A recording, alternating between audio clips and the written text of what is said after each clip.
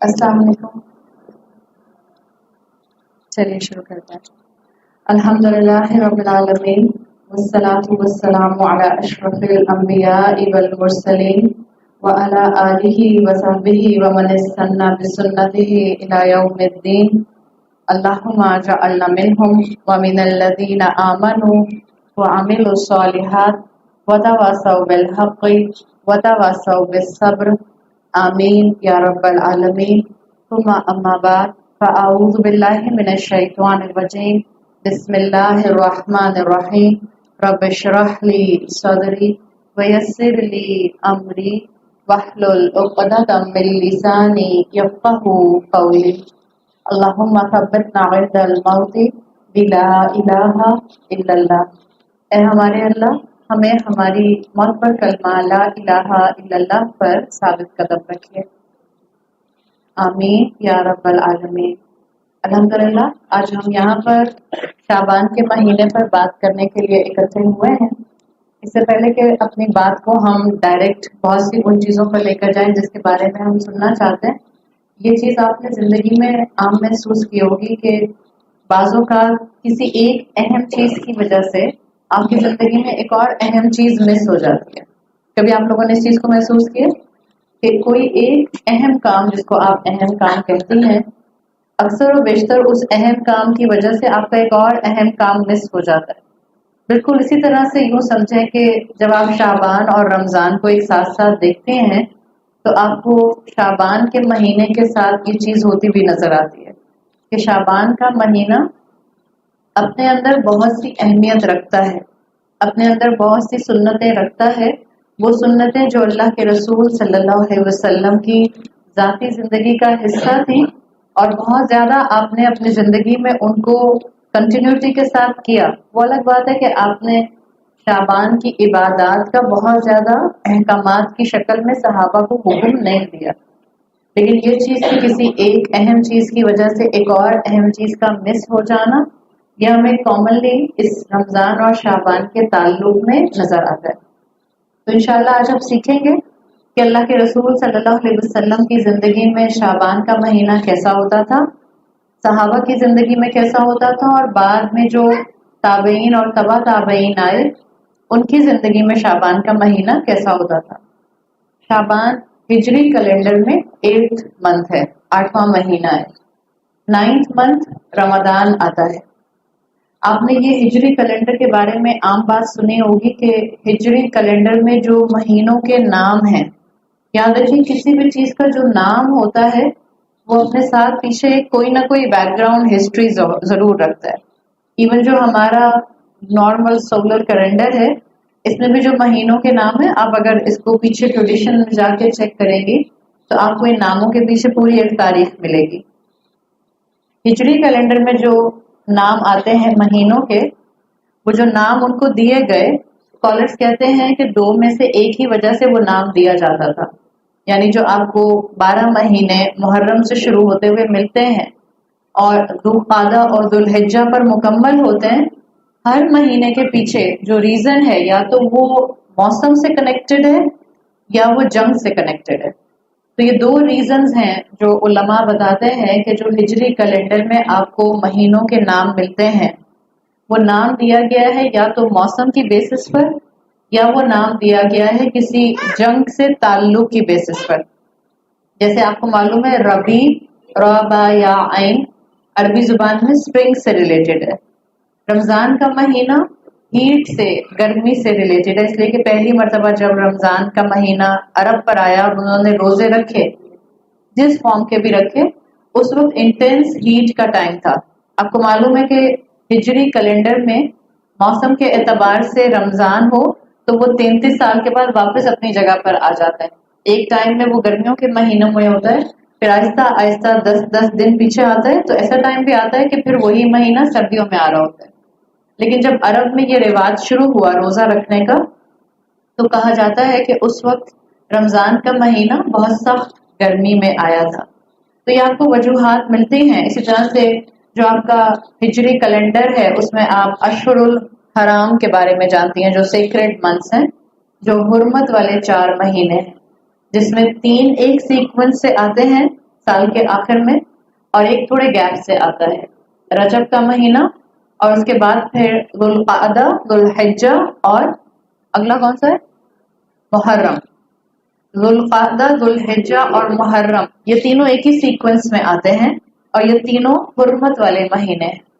ان میں سے ایک جو رجب ہے وہ آپ کو معلوم ہے کہ وہ ان سے پیچھے آتا ہے، رجب کا مہینہ۔ عرب میں رجب کے مہینے کے لیے توقف کا لفظ بھی استعمال کیا جاتا تھا۔ رجب کے اندر توقف کا مفہوم آتا تھا، یعنی وقفہ۔ کس چیز کا وقفہ ہوتا تھا؟ ہم جانتے ہیں کہ یہ جو اشہر الحرام ہیں، جتنے بھی سیکرڈ منتھس ہیں، ان کو سیکرڈ منتھس کیوں کہا جاتا ہے؟ اسلام آنے سے پہلے بھی، جب ابھی اللہ کے رسول صلی اللہ علیہ وسلم کے اوپر رسالت نہیں آئی تھی، اس سے پہلے سے عرب کے اندر یہ چاروں حرمت والے مہینے اپنی جگہ پر موجود تھے، اور ان کی کونوٹیشن یہ تھی کہ ان مہینوں میں عرب کسی بھی قسم کا قتال، کسی بھی قسم کا لڑائی جھگڑا، کسی بھی قسم کی جنگ نہیں کیا کرتے تھے۔ تو یہ تین مہینے ایک ساتھ آتے تھے، ذوالقعدہ، ذوالحجہ اور محرم۔ ان میں عرب کوئی جنگ نہیں کرتے تھے۔ یہ جو رجب کا مہینہ تھا یہ پھر 5 مہینے کے بعد دوبارہ آتا تھا۔ جب محرم ختم ہوتا تھا تو 5 مہینے خوب عرب کے قبائل آپس میں جنگیں کیا کرتے تھے۔ آپ نے یہ بات بھی سنی ہوگی تاریخ میں کہ یہ جو عرب تھے اسلام آنے سے پہلے، یہ مہینوں کی سیکوینس میں مینیپولیشن کرتے تھے، یعنی مہینوں کو آگے پیچھے کر دیتے تھے، جس کا ذکر آپ کو قرآن میں نسی کے قانون کے انڈر ملتا ہے۔ اور یہ مہینوں کا آگے پیچھے کرنے میں ایک بڑا فیکٹر عرب کے اندر یہ بھی تھا کہ جب کوئی ان کی ایسی جنگ چل رہی ہوتی تھی کسی قبیلے کے ساتھ جس کو یہ حرمت والے مہینے کی وجہ سے پینڈنگ پر نہیں لے جانا چاہتے تھے، تو یہ مہینوں کی سیکوینس میں مینیپولیشن کر دیتے تھے، مہینوں کو آگے پیچھے کر دیتے تھے تاکہ حرمت والا مہینہ نہ آئے اور یہ اپنی جنگ، اپنا جھگڑا مکمل کر لیں۔ تو جو حرمت والے مہینے ہیں ان کے اندر جنگ و جدل اور ان کے اندر لڑائی جھگڑے اور جنگیں نہیں ہوتی تھی۔ تو اس طرح سے آپ دیکھتے ہیں کہ یہ ہجری کیلنڈر کے اندر 4 مہینوں کے جو نام ہیں وہ حرمت والے مہینوں کی وجہ سے رکھے گئے۔ پھر آپ کو میں نے ربیع کا بتایا کہ ربیع کا مطلب ہے اسپرنگ، رمضان کا بتایا کہ رمضان کا مطلب ہے جس میں گرمی ہوتی ہے، جس میں ہیٹ ہوتی ہے۔ جب اسلام آیا تو اسلام نے حرمت والے مہینوں کو اپنی جگہ پر انٹیکٹ رکھا۔ مزید اللہ تعالیٰ نے یہ بھی حرمت والے مہینوں میں ان عرب کو اور ان کے بعد آنے والے تمام مسلمانوں کو یہ حکم دے دیا وَلَا تُظْلِمُوا أَنفُسَكُمْ، کہ دیکھو تم ان 4 مہینوں میں اپنی جانوں کے ساتھ ظلم بھی نہیں کرو گے۔ کیوں یہ لفظ کہا گیا اور اس کا مطلب کیا ہے؟ علماء اور اسکالرز اور مفسرین یہ بات مینشن کرتے ہیں کہ حرمت والے مہینوں کے لیے یہ کہنا وَلَا تُظْلِمُوا أَنفُسَكُمْ، اس کا مطلب یہ تھا کہ یہ وہ 4 مہینے ہیں جس میں نیکی کا اجر بڑھ جاتا ہے۔ جن مہینوں میں نیکی کا اجر بڑھ جاتا ہے انہی مہینوں میں گناہ کی سزا کی انٹینسٹی بھی بڑھ جاتی ہے۔ تو اسی لیے کہا گیا کہ جہاں تم ان مہینوں میں جنگ نہیں کرو گے، تمہیں ان مہینوں میں پرسنل لیول پر گناہ بھی نہیں کرنا، ورنہ گناہ کی سزا یا اس کی انٹینسٹی جو ہے وہ بڑھ جائے گی۔ تو یہ کونوٹیشن تھی حرمت والے مہینوں۔ اب جہاں تک شعبان کی بات ہے کہ شعبان کا نام یہ جنگ کی وجہ سے ہے یا یہ موسم کی وجہ سے، تو اس کے بارے میں آپ کو اسکالرز کی دونوں اوپینین ملتے ہیں۔ وہ کہتے ہیں کہ شعبان کے مہینے کو شعبان اس لیے بھی کہا جاتا ہے کہ اس میں ایک فیکٹر، ایک ریزن موسم کا ہے، اس لیے کہ شعبان آتا تھا رمضان سے پہلے، رمضان میں روزہ رکھنا ہوتا تھا اور یہ تھا صحرا۔ تو شعبان کے مہینے میں یہ لوگ اپنا پانی سٹور کیا کرتے تھے، پانی ڈھونڈتے تھے اور اپنے گھروں کے قریب ہی یہ پانی کو کھدائی کر کے گڑھے بنا کر، ریچز بنا کر اس میں بھر لیا کرتے تھے یا کنویں کھودا کرتے تھے تاکہ رمضان میں ان کو صحرا میں بہت دور تک نہ جانا پڑے پانی بھر بھر کر لانے کے لیے۔ تو ایک کونوٹیشن، ایک میننگ یہ ملتا ہے آپ کو، ایک اسکالر کی رائے یہ ملتی ہے کہ یہ رمضان کے پہلے شعبان کا مہینہ، اس کو اس لیے شعبان کہا جاتا ہے کہ اس مہینے میں یہ پانی کو بھر بھر کر سٹور کیا کرتے تھے۔ لِتَشَاءُ بِهِمْ فِي طَلَبُ الْمَاءِ، پانی کی طلب کو پورا کرنے کے لیے اگلے مہینے میں یہ گھاٹیاں بناتے تھے، یہ گڑھے کھودتے تھے اور اس میں پانی کو سٹور کرتے تھے۔ ایک اور اوپینین یہ ملتا ہے شعبان کے لیے کہ جیسے دیکھیں رجب اور ذوالقعدہ کے درمیان میں شعبان آتا ہے، ایسا ہی ہے رجب کے بعد شعبان آتا ہے، پھر اس کے بعد تو رمضان آ جاتا ہے، پھر رمضان کے بعد شوال آتا ہے. تو یہ رجب جو آتا تھا 5 مہینے کے بعد، رجب میں جنگ نہیں ہوتی تھی. تو جیسے ہی رجب ختم ہوتا تھا، رمضان میں بھی یہ لوگ جنگیں کم کیا کرتے تھے لیکن کم کرتے تھے. جیسے ہی رجب ختم ہوتا تھا یہ فوراً اپنی جنگوں کو کنٹینیو کر دیتے تھے. تو بعض علماء کہتے ہیں کہ شعبان کو شعبان اس لیے کہتے ہیں لِتَشَاءُ بِهِمْ فِي طَلَبُ الْغَارَةِ، یہ اپنے لڑائی جھگڑوں کے لیے، یہ اپنے لڑائی جھگڑوں کو کنٹینیو کرنے کے لیے شعبان کے مہینے میں اپنے دشمن پر کود پڑتے تھے. تو شعبان کے لیے دونوں مفہوم موجود ہیں.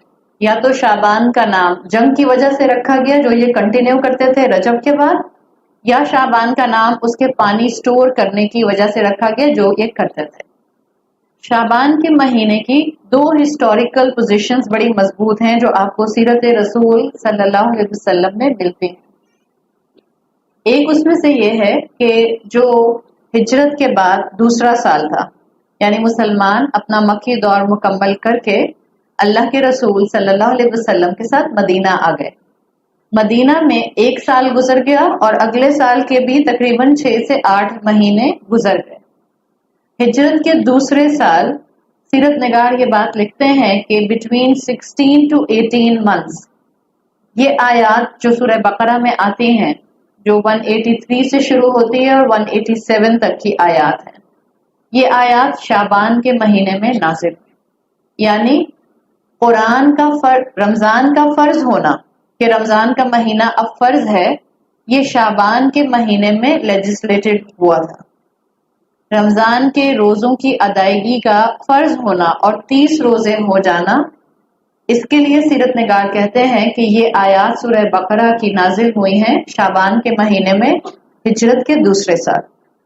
اسی طرح جو دوسرا ہسٹوریکل امپورٹنٹ پوائنٹ ہے جس کو سیرت نگار شعبان کے مہینے سے کنیکٹ کرتے ہیں، وہ کہتے ہیں کہ جو چانسز یہ ہیں کہ جو تحویل قبلہ ہے، تحویل قبلہ کا مطلب پتہ ہے نا آپ کو، وہ آیات سورہ بقرہ کی جس میں بتایا گیا کہ اب مسلمان مدینہ جو آ چکے ہیں اور ان کو آئے ہوئے 16-17 مہینے ہو چکے ہیں، اب یہ اپنا رخ بیت المقدس کی بجائے خانہ کعبہ کی طرف کریں گے. تو جو قبلہ کی تبدیلی کی آیات ہیں اس کے بارے میں بھی کہا جاتا ہے کہ وہ شعبان کے مہینے میں آئیں، چانسز یہ ہیں. اور جو یہ قبلے کی تبدیلی کی آیات ہیں، آپ کو اگر یاد ہو اس میں آتا ہے انہی آیات میں مسلمانوں کی کورونیشن سیریمنی ہوئی ہے جس میں آتا ہے وَجَعَلْنَاكُمْ أُمَّةً وَسَطًا، ہم نے تم کو مڈل نیشن بنایا ہے. تو 2 لحاظ سے ہسٹوریکلی شعبان کا مہینہ اہم ہے. قرآن کے روزے شعبان کے مہینے میں فرض ہوئے اور تحویل قبلہ کی آیات کے چانسز یہ ہیں یا تو یہ رجب یا یہ شعبان، انہی 2 مہینوں کے اندر تحویل قبلہ کی آیات نازل ہوئی ہیں. یہاں تک بات سمجھ آ گئی؟ تو ہم نے شعبان کے نام کے بارے میں جان لیا اور ہم نے شعبان کی ہسٹوریکل پوزیشن کے بارے میں جان لیا. اگر آپ اللہ کے رسول صلی اللہ علیہ وسلم کی زندگی میں شعبان کی اہمیت کو جاننا چاہیں تو آپ کو کئی احادیث ملتے ہیں، کئی احادیث. دیکھیں میں اپنی بات آگے بڑھانے سے پہلے آپ کو یہی ایک بات بتا دوں. الحمدللہ آپ میں سے بہت سی خواتین اس انسٹیٹیوٹ میں ہو سکتا ہے ریگولر آتی ہوں یا آپ کسی اور جگہ پر ریگولر جاتی ہوں، یا کم سے کم آپ میں سے بہت سے چہرے ایسے ہیں جو میں جب بھی آتی ہوں مجھے یہاں الحمدللہ نظر آتے ہیں. ایک چیز ہمیشہ ذہن میں رکھیے گا، مسلمانوں کے اندر اختلاف کے باوجود آپس میں اتحاد رہنا یہ زیادہ ضروری ہے یا نہیں ہے؟ کیا مسلمانوں میں اختلاف رائے ہو سکتا ہے؟ ہو سکتا ہے؟ ہو سکتا ہے. میری کلاس کا ایک اصول ہوتا ہے، یہاں میں کلاس لینے تو نہیں آتی، میں تو آپ کو ایک درس دینے، ایک ٹاک دینے آ جاتی ہوں، لیکن اب جب الحمدللہ اتنا فریکوینٹ میرا یہاں آنا ہو رہا ہے اور جو آپ میں سے ریگولر آتا ہے، میرا اسٹوڈنٹس کو پڑھانے کا ایک اصول ہے، جب میں سوال کروں گی تو سب نے بولنا ہے، چاہے آپ کو جواب نہیں آتا. اگر آپ کو جواب نہیں آتا خالی منہ ہلا دیں، صحیح ہے، تاکہ مجھے لگے کہ آپ کم سے کم رسپانس تو تھوڑا سا کر رہی ہیں نا. تو اگر میں آپ سے یہ پوچھوں کہ کیا مسلمانوں میں اختلاف ہو سکتا ہے؟ ہو سکتا ہے. آپ لوگ الحمدللہ اپنے اپنے طور پر اپنے خاندانوں کے یونٹ سے جڑی ہوئی ہیں، آپ کے بہن بھائی ہیں، آپ کا سسرال ہے، آپ کا میکا ہے، آپ کے بچے ہیں، آپ کا شوہر ہے. آپ کا ان تمام رشتوں میں کسی نہ کسی سے اختلاف ہوتا ہے یا بالکل بھی نہیں ہوتا؟ کوئی ایسی خاتون ہے جو کہیں میرا کبھی اپنے شوہر سے اختلاف نہیں ہوا کسی بات؟ کوئی ایسی ہیں؟ کوئی بھی نہیں ہے نا. اسی طرح سے مسلمانوں کا آپس میں اختلاف ہو سکتا ہے. ہمارا کام ہے کہ ہم اللہ سے دعا مانگے کہ اللہ ہمیں درست عقیدہ بتانے والی جگہ پر لے کے جائے، اور اس کے بعد ہم دعا مانگے کہ اللہ ہمیں درست عقیدے پر عمل کرنے والا بنا دیجیے. ٹھیک. اب ہو سکتا ہے جب آپ درست عقیدے پر اپنے آپ کو کنسیڈر کرتے ہوئے عمل کرنا شروع کریں تو آپ کو کوئی اور مسلمان اپنے سے مختلف عمل کرتا ہوا نظر آئے. اب کیا ہمیں رائٹ ہے کہ ہم اس کو کہیں کہ اس کا عقیدہ خراب ہے تو یہ مسلمان نہیں ہے، یا ہمیں خاموشی کا اظہار کرنا چاہیے؟ اگر وہ آپ سے سوال کریں تو درست بات ان کو بتا دیجیے، اور اگر وہ آپ کو اپنی استانی بنانے کو تیار نہیں ہے تو آپ خاموشی کا اظہار کیجیے، خاموش رہیے وہاں. ٹھیک ہے. اسی طرح سے آپ جب علم حاصل کریں گی، جب آپ کتابیں پڑھیں گی، جب آپ اپنے اسکالرس کو، اپنے علماء کو سنیں گی، جب آپ کسی شیخ الحدیث کو سنیں گی اور وہ آپ کے سامنے پوری حدیث کی کتاب میں جو حدیث کی ٹیکسٹ کی مختلف کیٹیگریز ہیں وہ بیان کریں گے، تو عین ممکن ہے، آبلیگیشنز کی بات نہیں کر رہی میں، فرائض کی بات نہیں کر رہی، فرائض کے علاوہ عین ممکن ہے کہ کسی حدیث کو کوئی ایک محدث کہے کہ یہ صحیح ہے، کوئی ایک کہے کہ یہ صحیح نہیں ہے. ٹھیک ہے. یہ علم کا ایک اصول ہے. یقیناً جب آپ علم کے فلو میں آتے ہیں تو آپ کو پتہ چل جاتا ہے کہ علم حاصل کرنے کے آداب کیا ہیں، اور آپ نے کس کس طرح سے استاد کو سننا ہوتا ہے، کس کس طرح سے آپ نے کس ڈفرینس آف اوپینین کو، کس اختلاف رائے کو کیسے لینا ہوگا. بات سمجھ آ گئی؟ تو شعبان کے بارے میں آپ کو بہت سی احادیث ملتی ہیں، ان میں بہت سی صحیح ہیں، ان میں بہت سی ایسی ہیں جن کو بعض محدثین نے صحیح کہا، بعض نے کہا صحیح نہیں ہے. ان میں بہت سی ایسی ہیں جو ضعیف کی کیٹیگری میں ہیں، یعنی ویک ہیں، اور بعض ایسی ویک ہیں جن کو بعض نے کہا ویک ہیں، بعض نے کہا ویک نہیں ہیں. بہت سی ایسی احادیث ہیں جو احادیث کہہ کر بتائی گئیں لیکن وہ فیبریکیٹڈ ہیں، موضوع ہیں، گھڑی ہوئی ہیں. سمجھ آ گئی بات؟ تو آپ کے پاس شعبان کے مہینے کے بارے میں بہت بڑی رینج ہے جو آپ کو احادیث میں مل سکتی ہے. اور میں نے آپ کو بتا دیا کہ ایک ہی حدیث ایک اسکالر کی نظر میں صحیح ہوگی، ہو سکتا ہے کسی اور اسکالر کی نظر میں صحیح نہ ہو. میں آپ کو کوشش کر کے، میں یہاں نام سارے نہیں مینشن کر سکوں گی اس لیے کہ میرا ٹائم بہت کم ہے، اور میں آپ کو شعبان پر کوئی ایک دن کا کورس نہیں کرا رہی ہوں. میں یہاں سارے نام مینشن نہیں کر سکوں گی، لیکن اتنا ضرور کہوں گی کہ ابھی سے اللہ سے دعا کر لیجئے کہ اللہ بولنے والے کو حق بولنے کی توفیق دے، اور اللہ جو حق ہو اس کو ہمارے سینوں میں عمل کے حد تک اتار دیجئے. صحیح؟ یہاں پر کوئی بھی بات ہم سنیں گے، یہ آپ کے سامنے آسان کوشش کی گئی ہے کہ جس میں ہم اوتھینٹک صحیح عقیدے پر رہتے ہوئے ایک مناسب بات کو آپ کے سامنے رکھتے ہیں، تاکہ کل کو آپ کے ذہن میں شعبان کے مہینے کے بارے میں کنفیوژن نہیں آئے. تو سیرت رسول صلی اللہ علیہ وسلم میں اگر آپ شعبان کی اہمیت کو سمجھنا چاہیں تو 2 احادیث اپنے ذہن میں رکھیے گا، اور یہ اوتھینٹک صحیح احادیث ہیں. صحیح بخاری میں حدیث آتی ہے، حضرت عائشہ رضی اللہ عنہا سے روایت کی گئی ہے. حضرت عائشہ کہتی ہیں فما رأیت رسول اللہ صلی اللہ علیہ وسلم استکمل صیام شہری الا رمضان. کہتی ہیں میں نے کبھی بھی کسی بھی مہینے کے پورے روزے رکھتے ہوئے اللہ کے رسول صلی اللہ علیہ وسلم کو نہیں دیکھا سوائے رمضان کے مہینے. یعنی اگر آپ نے پہلی تاریخ سے لے کر آخری چاند کی تاریخ تک کسی مہینے میں پورے روزے رکھے ہیں کنزیکٹیو، بیک ٹو بیک، تو وہ صرف ایک ہی مہینہ تھا. کون سا مہینہ تھا؟ رمضان کا مہینہ تھا. پھر کہتی ہیں وما رأیتہ اکثر صیام منہ فی شہر شعبان، کہ میں نے اگر کسی مہینے میں رمضان کے بعد کثرت سے رسول اللہ صلی اللہ علیہ وسلم کو روزے رکھتے ہوئے دیکھا ہے تو وہ کون سا مہینہ تھا؟ شعبان کا مہینہ. ٹھیک ہے. اور یہی وہ حدیث ہے جس کو اوتھینٹیکلی آپ میجورٹی محدثین سے دیکھتی ہیں کہ یہ صحیح حدیث ہے. آپ نے رمضان کے علاوہ اگر کسی مہینے میں کثرت سے روزے رکھے ہیں تو وہ شعبان کا مہینہ تھا. اور یہ اللہ کے رسول صلی اللہ علیہ وسلم کے ساتھ کوئنسیڈنس نہیں تھا. اگر آپ احادیث پڑھیں تو آپ کو پتہ چلے گا یہ اتفاقیہ نہیں ہوا تھا کہ آپ نے شعبان میں روزے اتفاق سے رکھ لیے تھے، یہ آپ صلی اللہ علیہ وسلم کی پریفرنس تھی. اور علماء کہتے ہیں کہ پریفرنس کیوں تھی، آپ کو میں جو بھی جملہ بولوں گے انشاءاللہ وہ آپ کو کتابوں سے کوٹ کیا ہوا ملے گا، میرا اپنا جملہ کوئی نہیں ہے، کیونکہ جہاں احکامات، جہاں شریعت کی عبادات، جہاں پر شریعت کے یہ قواعد اور یہ اصول آتے ہیں وہاں بہتر ہے کہ آپ اسکالرس کی بات کو ایز اٹ از آگے پہنچا دیں، وہ سیف سائڈ ہوتی ہے. آج آپ کو اکثر پڑھا لکھا معاشرہ، پڑھے لکھے لوگ یہ سوال کرتے ہوئے ملتے ہیں کہ اگر کوئی بھی آج کا ٹیچر، آج کا عالم دین کی انٹرپریٹیشن کر سکتا ہے تو اس کا مطلب ہے کہ ہم خود قرآن پڑھ کر اس کی انٹرپریٹیشن کر سکتے ہیں. سنتے ہیں آپ لوگوں کو ایسے بہت سا انٹیلیجنسیا ایسی باتیں کرتا ہے. اس کا ایک سمپل جواب ہے، وہ یہ کہ آپ آج ان اسکالرس کو سنیے جو آج کے وقت کے حساب سے شریعت کے فرائض کو مولڈ نہیں کر رہے، بلکہ وہ فرائض کے اندر جہاں شریعت بلیک اینڈ وائٹ ہے وہاں وہ پیچھے جاتے ہیں رسول اللہ صلی اللہ علیہ وسلم تک، صحابہ تک اور تابعین اور تبع تابعین.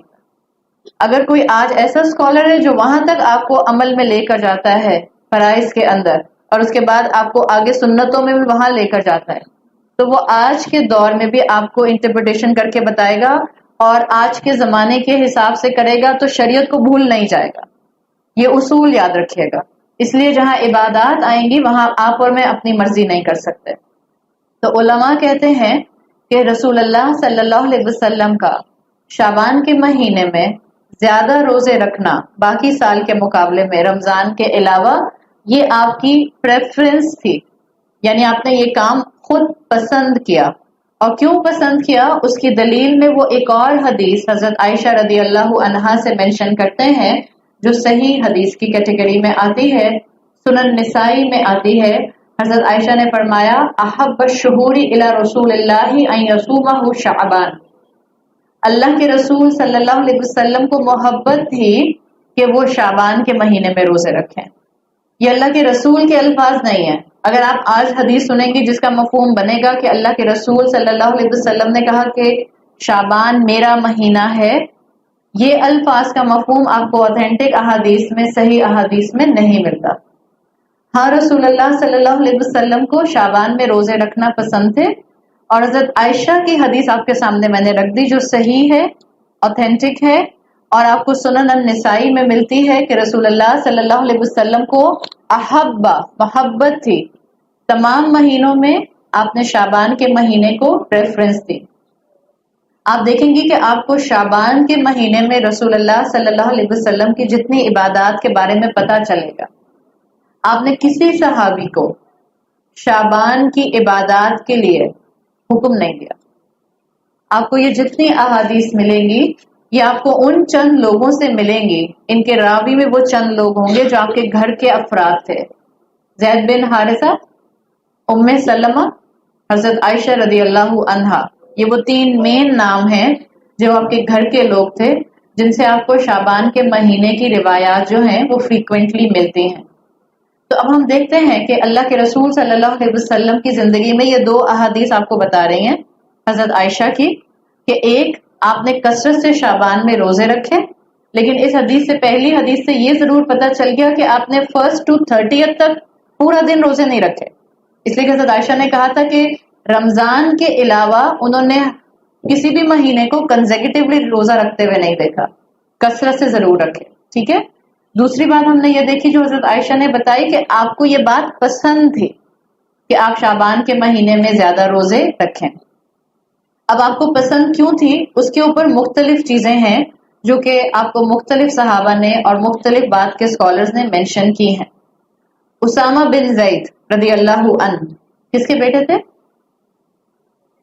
اسامہ بن زید کے بیٹے، زید بن حارثہ. اور زید بن حارثہ کون تھے؟ وہ جو اللہ کے رسول صلی اللہ علیہ وسلم کے ایک وقت تک اڈاپٹڈ سن تھے، آپ کے منہ بولے بیٹے تھے. پھر جب اللہ کا حکم آیا تو پھر آپ نے ڈکلیئر کر دیا کہ یہ میرے بیٹے نہیں، اس لیے کہ قرآن میں آ گیا تھا. زید بن حارثہ جو تھے ان کے بیٹے تھے اسامہ بن زید. اسامہ بن زید یوں سمجھ لیں کہ بالکل اسی طرح آپ صلی اللہ علیہ وسلم کے گھر کا حصہ تھے جس طرح سے حضرت حسن اور حضرت حسین رضی اللہ عنہما دونوں تھے، بالکل جیسے آپ کے پوتے ہوتے اگر اللہ کا وہ حکم نہ آیا ہوتا، ورنہ آپ کے منہ بولے بیٹے کے بیٹے تھے۔ اسامہ بن زید نے ایک مرتبہ آپ صلی اللہ علیہ وسلم سے سوال کیا کہ میں نے آپ کو کثرت سے شعبان کے مہینے میں روزے رکھتے ہوئے دیکھا ہے، اس کی کیا وجہ ہے؟ علماء کہتے ہیں کہ حضرت اسامہ نے تعجب کا اظہار کیا تھا، اس لیے کہ آپ صلی اللہ علیہ وسلم کسی صحابی سے نہیں کہتے تھے کہ شعبان میں عبادت کرو، لیکن آپ خود اتنی عبادت کرتے تھے کہ حضرت اسامہ کو تعجب ہوا کہ رسول اللہ صلی اللہ علیہ وسلم اس مہینے میں اتنے روزے کیوں رکھتے ہیں؟ تو انہوں نے سوال کیا کہ آپ اس مہینے میں اتنے روزے کیوں رکھتے ہیں؟ جس کا جواب آپ صلی اللہ علیہ وسلم نے جو دیا وہ اوتھینٹک روایت ہے، اوتھینٹک نریشن ہے، اور اس میں آپ نے 3 وجوہات حضرت اسامہ کو بتائیں کہ میں اس مہینے میں روزے کیوں رکھتا ہوں۔ پہلی وجہ آپ نے کہا ذالک شہر، یہ وہ مہینہ ہے یغفل الناس عن، جس سے اکثر لوگ غافل رہتے ہیں، بین رجب و رمضان، جو رجب اور رمضان کے مہینے میں کے درمیان میں آتا ہے، اور اکثریت اس سے غافل رہتی ہے۔ یعنی اللہ کے رسول صلی اللہ علیہ وسلم نے ریزن دے دیا کہ وہ شعبان کو پریفرنس کیوں دیتے ہیں، اس لیے کہ یہ درمیان کا مہینہ ہے۔ رجب میں کیا ہوتا تھا عرب کے اندر؟ خوب لڑائیاں۔ رجب کے اندر لڑائی نہیں ہوتی تھی، محترم مہینہ تھا، تو جب رجب میں لڑائی کا سیز فائر ہوتا تھا تو عرب کے اندر ایک ماحول نظر آتا تھا، تو جب رجب میں لڑائی کا سیز فائر ہوتا تھا تو عرب کے اندر ایک ماحول نظر آتا تھا۔ جیسے آپ کے اور میرے معاشرے میں ہمیں صرف رمضان میں یاد ہوتا ہے کہ یہ کون سا اسلامی مہینہ ہے، باقی سال اگر کوئی آپ سے پوچھے کہ آج اسلامی کیلنڈر کی کون سی تاریخ ہے یا کون سا مہینہ چل رہا ہے تو زیادہ تر لوگوں کو نہیں معلوم ہوتا ہے۔ عرب کا ماحول بالکل الگ تھا، رجب میں سیز فائر ہوتا تھا تو جیسے ہی شعبان آتا تھا لڑائیاں شروع ہو جاتی تھیں، تو لوگ اپنے دنیاوی کاموں میں، دنیاوی لڑائیوں میں بزی ہو جاتے تھے، اس کو یوں کہہ سکتے ہیں، یہ سینیریو بنتا تھا۔ تو آپ صلی اللہ علیہ وسلم نے ایک ریزن دی کہ ایک بہت اہم مہینہ ہے جو رجب اور رمضان کے درمیان میں آتا ہے اور اکثر لوگ اس سے غافل رہتے ہیں۔ اب جب آپ صلی اللہ علیہ وسلم یہ کہہ رہے ہیں کہ آپ لوگ غافل رہتے ہیں تو کس سینس میں غافل رہتے ہیں؟ کس سینس میں غافل رہتے ہیں؟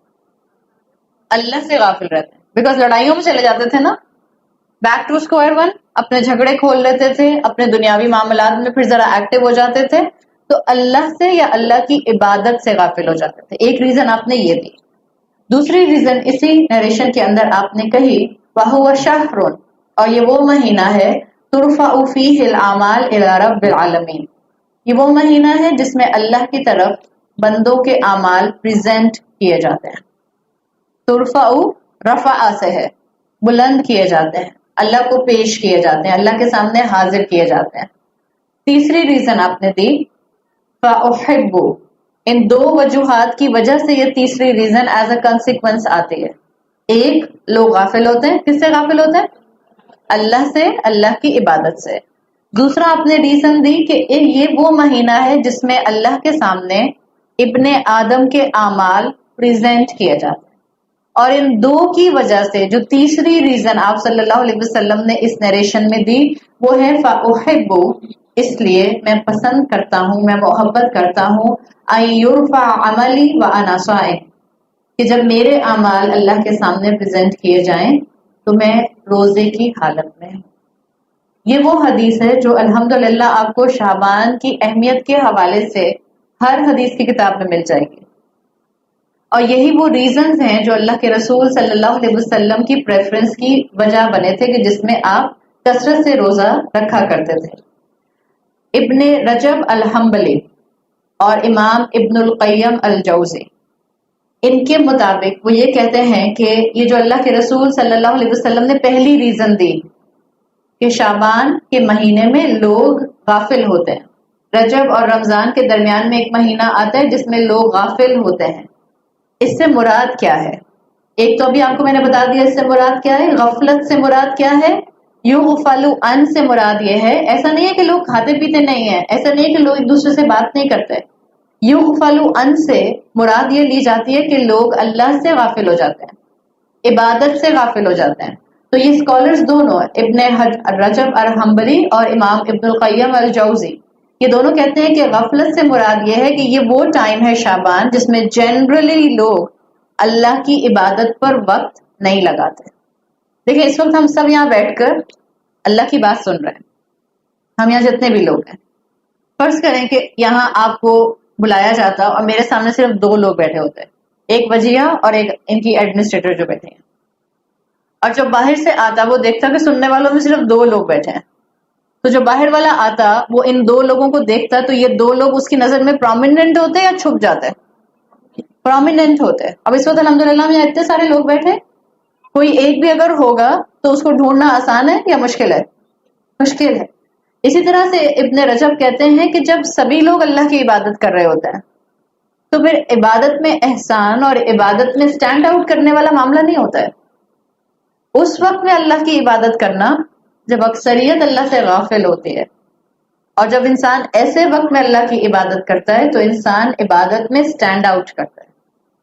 اسی لیے غفلت کا وقت وہ وقت ہوتا ہے جو ابن القیم الجوزی اور ابن رجب الحنبلی نے مینشن کیا ہے.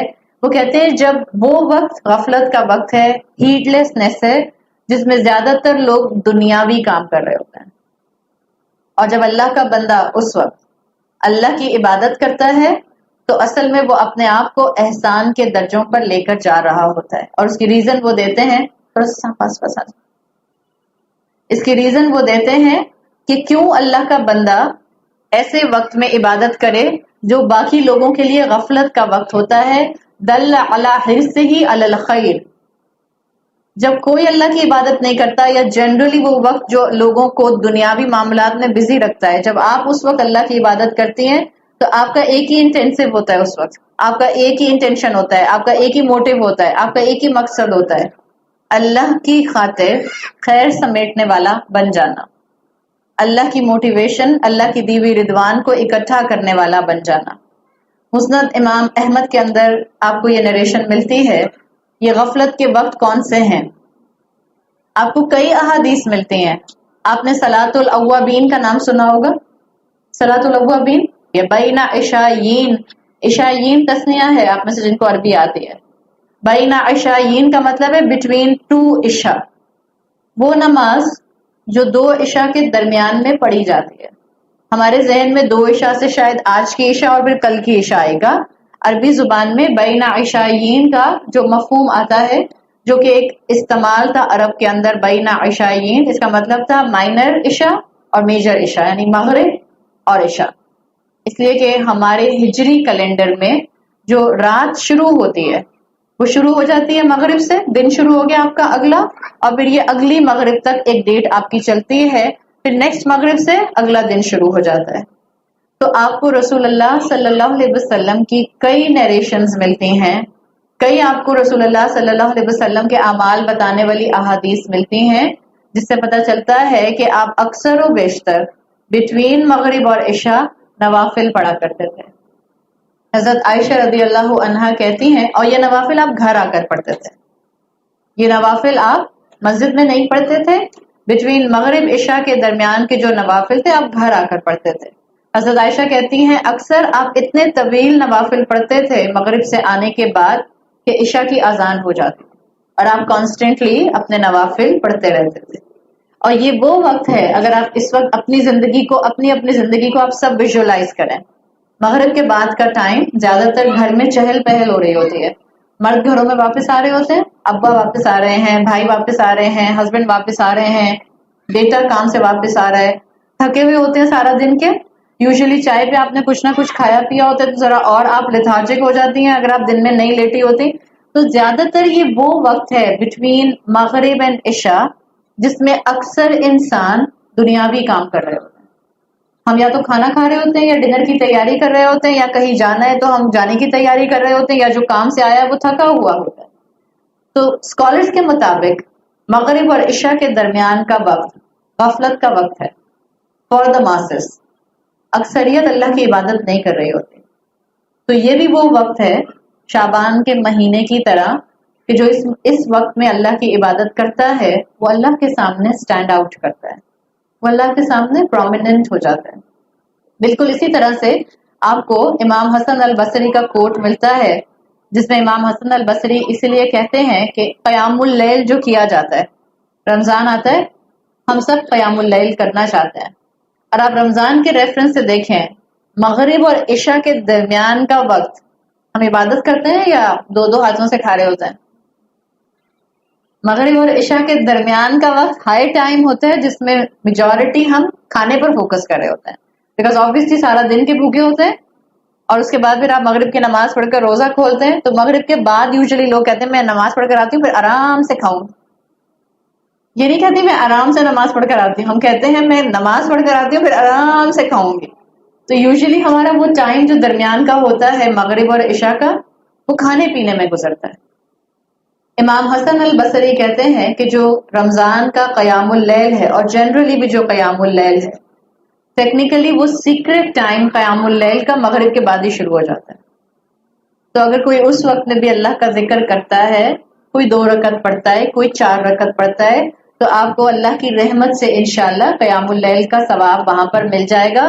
اسی لیے بہت سے علماء کہتے ہیں کہ یہ وقت جو ہوتا ہے بٹوین مغرب اور عشاء یہ کوشش کرنی چاہیے کہ انسان مسجد میں گزارے. ظاہر بات ہے مرد حضرات مسجد جاتے ہیں تو ان کے پاس یہ آسانی ہوتی ہے، ذکر کرے، نوافل پڑھے، قرآن پڑھے، یا اگر کوئی حلقہ ہو رہا ہے، کوئی درس کی محفل ہو رہی ہے، کوئی علم اور تدریس کی محفل ہو رہی ہے تو وہ اس میں بیٹھ جائے. انشاءاللہ یہ ٹائم بھی اس کا اس غفلت کے وقت میں اپنی عبادت کو اللہ کے سامنے سٹینڈ آؤٹ کرنے کے لیے استعمال ہوگا. اسی طرح غفلت کے وقت میں تہجد کا وقت آتا ہے. ہم سب جانتے ہیں ہمارے لیے تہجد پڑھنا آسان ہے یا مشکل ہے؟ اس لیے کہ میجورٹی انسان اس وقت سو رہے ہوتے ہیں، وناس نیام، میجورٹی انسان اس وقت گہری نیند میں ہوتے ہیں. تو جو رات میں انسان اپنی نیند کو توڑ کر اللہ کی خاطر چاہے 2 رکعت پڑھنے کے لیے بھی اٹھتا ہے وہ وقت بھی غفلت کا وقت ہے. اللہ کو اس وقت میں اٹھنے والے بہت پسند ہیں، اور اس لیے کہ وہ اپنے آپ کو عبادت میں بالکل ڈسٹنگوش کرتے ہیں، وہ اپنے آپ کو عبادت میں رب کے سامنے پرومیننٹ کرتے ہیں. تو یہ وہ مقام ہے جو غفلت کے مقام ہے، اور جو بھی غفلت کے مقام میں عبادت کرتا ہے اللہ کو اس کی عبادت بہت پسند آتی ہے. اسی طرح سے 2 اوقات ہیں ہر دن میں، آپ دیکھیں یہ عشاء اور مغرب کے درمیان کا وقت روز آتا ہے، آپ دیکھیے تہجد کا وقت روز آتا ہے. اسی طرح روز ایک اور غفلت کا ٹائم آتا ہے جس میں میجورٹی انسان اللہ کی عبادت اور ذکر سے غافل ہوتے ہیں، لیکن اگر آپ اور میں چاہیں تو ہم اس کو اپنی عبادت کا حصہ بنا سکتے ہیں. 2 اوقات جن میں سے ایک ہے الغدوہ، غدوہ صبح سے ہے، فجر کے بعد سے لے کر سن رائز سے لے کر صلاۃ الضحیٰ تک 10 سے 11 بجے تک کا ٹائم. آپ دیکھیں اس ٹائم میں یا تو لوگ نماز پڑھ کر سو جاتے ہیں یا زیادہ تر لوگ اپنے کاروبار اور دن بھر کے کاموں میں مصروف ہو جاتے ہیں، یا لوگ اپنا ناشتہ واشتہ بنانے میں بزی ہو جاتے ہیں. لیکن یہ غدوہ کا وقت ذکر کے لیے بہت پسندیدہ، اس لیے کہ میجورٹی اس وقت اللہ کے ذکر سے غافل ہوتی ہے. اسی طرح دن میں ایک اور آنے والا وقت جس کو کہا جاتا ہے الروحہ، الروحہ کا وقت، را واو ہا آگے گولتا، الروحہ، روحہ کا وقت ہے عصر سے مغرب کے درمیان. عصر سے مغرب کے درمیان زیادہ تر لوگ ایک حسل بسل میں ہوتے ہیں، اور اللہ کی رحمت ہے آپ کے اوپر اگر آپ عصر سے مغرب کا وقت زیادہ تر قرآن کی کلاسز میں گزار دیتے ہیں، بیکاز یہ وہ وقت ہے جس میں میجورٹی انسان غافل ہوتا ہے اپنے رب سے، میجورٹی انسان اپنی دنیا کی حسل بسل میں لگا ہوتا ہے. تو یہ وہ تمام اوقات ہیں جن کے لیے آپ کو اسلام میں بہت انکریجمنٹ ملتی ہے کہ یہ غفلت کے اوقات ہیں فار دا ماسز، اور اگر آپ کو ان موقعوں پر عبادت کا، نوافل کا اور ذکر کا موقع ملے گا تو آپ عبادت کرتے ہوئے اللہ کے سامنے سٹینڈ آؤٹ کریں گے. اس لیے بعض علماء کہتے ہیں کہ دعا تو آپ دن بھر میں بہت سی مسنون پڑھتے ہیں، لیکن جو دعا السوق ہے، بازار کی دعا، جو انسان بازار میں دعا پڑھتا ہے اس کا ریوارڈ بہت زیادہ بتایا گیا ہے. اس لیے کہ جنرلی جب ہم بازار میں داخل ہوتے ہیں ہمیں دعا پڑھنا یاد نہیں رہتا ہے. آپ نے خود بھی آبزرو کیا ہوگا، ہم گھر سے سوچ کے ضرور جاتے ہیں کہ میں بازار میں انٹر ہونے کی دعا پڑھوں گی، لیکن آپ ادھر مال میں انٹر ہوتی ہیں آپ کو ایک بل بورڈ نظر آتا ہے، پھر دوسرا بل بورڈ نظر، پھر آپ کو 50% سیل نظر آتی ہے، پھر آپ کہتی ہیں او وہاں پر اتنی خواتین آلریڈی چلی گئی ہیں، آپ بھی بھاگتی ہیں. تو اس سارے سینیریو کے اندر آپ دعا پڑھنا بھول جاتے ہیں. اس دعا کے اوپر کئی ریوارڈز آپ کو جو ہیں وہ احادیث کے اندر مل جاتے ہیں کہ جس نے دعا سوکھ پڑھی اور جس نے بازار میں داخل ہونے کی دعا پڑھی، بعض احادیث میں آتا ہے اس کے پتہ نہیں کتنے ہزار گناہ معاف ہو جاتے ہیں. کتنے ہزار ثواب اور ریوارڈ اس کے لیے لکھ دیے جاتے ہیں، اور اللہ اس کو اتنے اتنے درجات عبادت کا ثواب دیتے ہیں. تو یہ وہ مقامات ہیں جو غفلت کے مقامات ہیں. تو آج جہاں ہم شعبان کے بارے میں سیکھ رہے ہیں وہاں آپ نے یہ بات بھی سیکھ لی کہ آپ ان اوقات میں بھی انشاءاللہ اپنے آپ کو عبادت اور ذکر میں مصروف کرنے کی کوشش کریں گے. اسکالرز کہتے ہیں کہ جتنی عبادات یہ غفلت کے مقامات پر یا شعبان سے کنیکٹڈ ہیں، اگر آپ رسول اللہ صلی اللہ علیہ وسلم کو آبزرو کریں تو آپ نے یہ سب عبادات چھپ کر کے، آپ نے بہت اس کا اظہار نہیں کیا. مثال کے طور پر اگر آپ نے تہجد پڑھنا شروع کر دی تو مردوں کو جگانے والے الارم کے ساتھ مت الارم لگائیے. ایک تو موبائل کا الارم ہوتا ہے نا، ایک الارم کلاک ہوتی ہے جس میں لگتا ہے مردہ ہی جاگ جائے گا. جنرلی ہم موبائل استعمال کرتے ہیں، بٹ میں تہجد کے لیے اٹھوں گی تو میں وہ والا الارم جو ہے سیٹ کرتی ہوں. میرے ہسبینڈ کہتے ہیں بیگم رات میں تمہارے الارم سے میری آنکھ کھل گئی تھی. آپ کہ ہاں میں تہجد کے لیے اٹھی تھی. کوشش کریں کہ آپ اپنی یہ عبادات، خاص طور پر تہجد کی عبادت، اپنے ہسبینڈ سے بھی چھپا لیں. چھپ سکتی ہے تو الحمدللہ، نہیں چھپتی تو کوئی بات نہیں، لیکن نفلی عبادات کو چھپا کر کیا جاتا ہے. اسی طرح اسکالرز کہتے ہیں کہ اگر آپ کا نفلی روزہ ہے، آپ اس کو بھی بتانے کی ضرورت نہیں. ہر جگہ ضرورت نہیں ہوتی کہ آپ ضرور مینشن کریں کہ میرا روزہ ہے. آپ کہہ سکتے ہیں میرا دل نہیں چاہ رہا کھانے کو. کیوں؟ At the back of your mind آپ کے ذہن میں یہ ہے کہ میری یہ عبادت اسپیسیفکلی صرف اللہ کی خاطر ہے. ہاں کسی کو آپ انکریج کرنا چاہ رہے ہیں تو آپ اس کو کہتے ہیں کہ ٹھیک ہے آپ بھی روزہ رکھیں، میں بھی رکھتی ہوں. لیکن زیادہ تر کوشش کیجیے کہ اگر آپ کوئی نفلی عبادت کر رہی ہیں تو آپ اس کا اظہار نہ کریں، بیکاز یہی اس کا ایسنس ہے نوافل کا. It will defeat the purpose اگر ہم ہر اپنے نفل عبادت کو دوسروں کو بتاتے رہیں. نوافل کے بارے میں جتنا چھپا سکتے ہیں اتنا چھپائیے. آپ صحابہ کے بارے میں پڑھیں گے کہ صحابہ جب نفلی روزے رکھتے تھے تو ایک دوسرے کو بہت کم بتایا کرتے تھے. عبداللہ ابن مسعود رضی اللہ عنہ کہا کرتے تھے کہ جب تم روزے رکھو اور خاص طور پہ نوافل کے روزے رکھو تو لک فریش، لک ایکٹیو. صحابہ جس رات پوری رات قیام اللیل کرتے تھے اگلے دن اور تیز تیز چلتے تھے تاکہ کسی کو پتہ نہ چل جائے اور لوگ کہیں اچھا بیچارے ساری رات اصل میں تہجد پڑے تھے نا، جب بھی اس وقت اتنے ذرا لیزی آنکھوں کے نیچے ڈارک سرکل تھکے تھکے نظر آ رہے ہیں.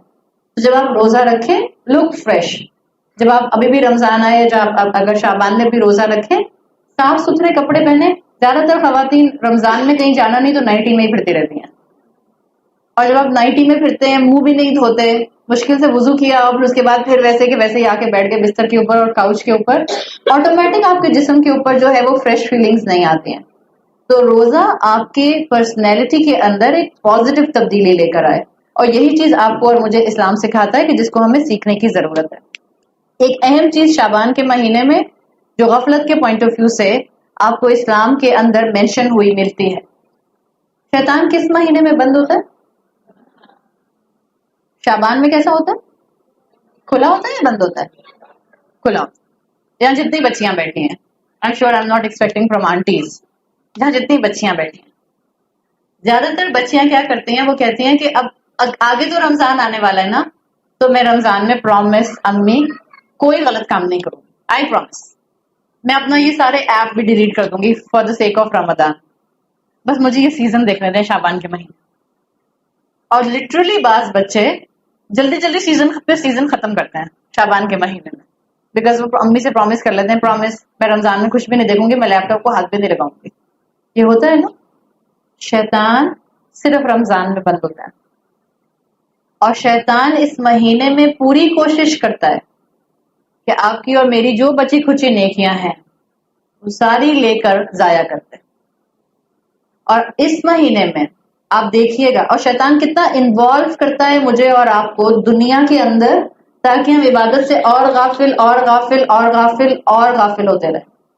اور بعض اسکالرز کہتے ہیں کہ شیطان شعبان کے مہینے میں مسلمانوں سے زیادہ میس اپ کراتا ہے، زیادہ لڑائی جھگڑے کراتا ہے، زیادہ چڑچڑا کر دیتا ہے مسلمانوں کو، یا مسلمان گناہ کرنے میں جلدی کرتے ہیں اس اپروچ کے ساتھ اگلے مہینے تو نہیں کرنے نا تو ابھی کر لیتے ہیں. تو اس طرح سے بھی بعض اوقات یہ غفلت کا مہینہ ہے. تو جب یہ شیطان کے ریفرنس سے بھی غافل کرنے والا مہینہ ہے تو پھر اس میں زیادہ اللہ کی طرف اپنے آپ کو متوجہ کرنے کی ضرورت ہے. بعض صحابہ اور تابعین اور تبع تابعین کو اگر آپ دیکھیں تو عمار رضی اللہ عنہ حضرت عمار جن کے والدین دونوں اسلام کے پہلے شہید تھے، والد پہلے شہید، والدہ پہلی شہید خاتون، حضرت عمار حضرت یاسر اور حضرت سمیہ کے بیٹے تھے۔ حضرت عمار رضی اللہ عنہ کے لیے آتا ہے کہ یہ آلموسٹ لگاتار شعبان کے مہینے میں روزے رکھا کرتے تھے۔ ایک اور آپ کو صحابی ملتے ہیں جن کا نام آتا ہے عمر ابن قیس۔ عمر ابن قیس اپنی دکان جلدی بند کر دیتے تھے اور کثرت کے ساتھ شعبان کے مہینے میں قرآن کی تلاوت کیا کرتے تھے۔ آپ کو بعض تابعین اسکالر ملیں گے اور انہی میں آپ کو ابن رجب کا بھی کال ملے گا، ابن رجب الحنبلی کا۔ وہ کہتے ہیں شہر رمضان، شہر شعبان الشہر القراء، یہ وہ مہینہ ہے جو قرات کا اور جو قرہ حضرات کا مہینہ ہے۔ دو چیزیں، شعبان کے مہینے میں وہ سب قاری حضرات اپنے قرآن کو ریوائز کرتے ہیں جنہوں نے تراویح پڑھانی ہوتی ہے۔ آپ میں سے جس کے گھر میں حافظ ہوگا آپ کو پتا ہوگا کہ وہ کتنا ویگورسلی قرآن ریوائز کر رہے ہوتے ہیں، تو وہ بہت زیادہ اس مہینے میں قرآن کی تلاوت کرتے ہیں، قرآن کو ریوائز کرتے ہیں۔ دوسرا، آپ کو صحابہ سے پتا چلتا ہے اور ارلی جنریشن سے پتا چلتا ہے کہ اس دور میں اسکالرز اس ٹائم میں، اس مہینے میں کثرت سے قرآن کی تلاوت کیا کرتے ہیں۔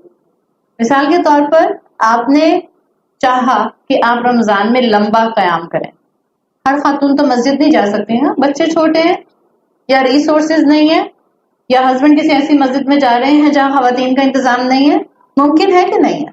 یہ پاسبلٹیز ہیں۔ اب اگر ہسبینڈ کسی ایسی مسجد میں جا رہے ہیں جہاں خواتین کا انتظام نہیں ہے، آپ رمضان کے مہینے میں ان سے لڑائی کریں گی؟ کیا کریں گی؟ کر سکتے ہیں لڑائی اس بات پر؟ اب کیوں جا رہے ہیں ایسی مسجد؟ آپ چاہتے ہی نہیں میں نیک ہوں، تو شیطان تو بند تھا، آپ کیوں شیطان کی بن گئی بہن؟ اگر ہسبینڈ کسی ایسی مسجد میں جا رہے ہیں جہاں خواتین کا انتظام نہیں ہے، ریلیکس، گھر پر نماز پڑھیے آرام سے۔ آپ کے بچوں کو آپ نظر آتی رہیں گی، ان کو بھی دلی اور قلبی سکون رہے گا، ورنہ بچے بےچارے ٹرامیٹائز ہو جاتے ہیں جب ماں گھر سے چلی جاتی ہیں۔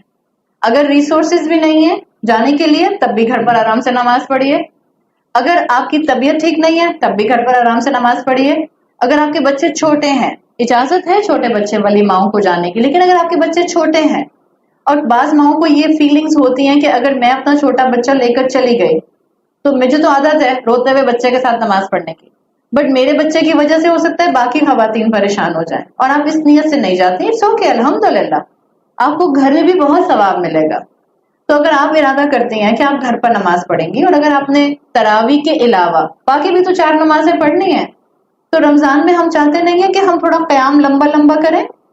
رمضان کے مہینے میں صرف عشاء کی نماز نہیں، صرف تراویح نہیں، کوشش کیجئے کہ آپ کی 5 نمازوں میں جتنا بھی قیام ہو وہ آپ کے باقی 11 مہینوں سے زیادہ ہو۔ اس کے لیے آپ کو کیا کرنا پڑے گا؟ اس کے لیے آپ کو تھوڑی سی صورتیں، آیات یاد کرنی پڑیں گی۔ جو اس بات سے اویئر ہوگا وہ غافل نہیں ہوگا شعبان کے مہینے میں، اور وہ اس مہینے میں کثرت کے ساتھ کچھ صورتیں، کچھ آیتیں حفظ کرے گا۔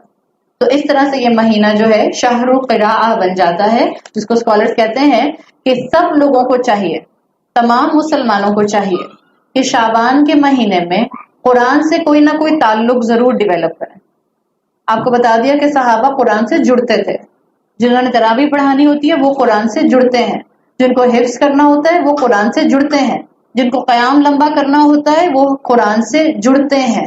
اور اگر آپ کا 11 مہینے میں سے 10 مہینے شعبان کے علاوہ قرآن سے تعلق نہیں بنا تھا تو چلے اس مہینے میں اب قرآن سے تعلق بنائیں اور آج سے ہی تلاوت شروع کر دیں۔